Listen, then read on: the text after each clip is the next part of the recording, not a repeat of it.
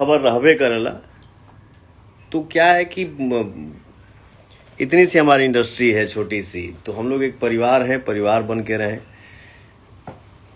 मिलजुल के काम करें। भगवान सबको तरक्की दें, सबको खुश रखें, सबको स्वस्थ रखें और सबको मस्त रखें।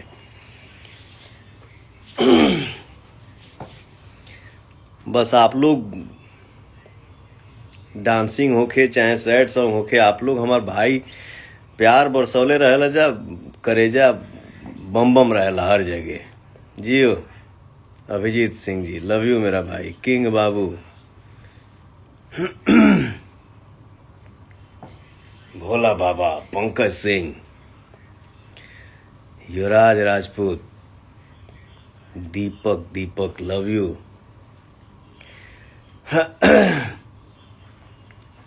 बबन मोदी जी लव यू भैया। अभिषेक सिंह जी, अर्जुन पुनिया, सत्यम कुमार श्रीवास्तव जी, कुमार गोलू जी, हमारे इंस्टा पे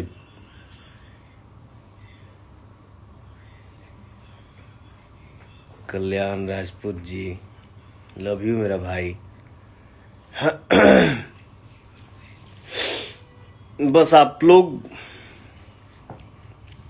अपन कृपा बनौले रह जा, गाना पर प्यार बरसौले रह जा। तनी हमके अभी भी फ्रेश होके निकले के बाइक जगह, तो हम लोग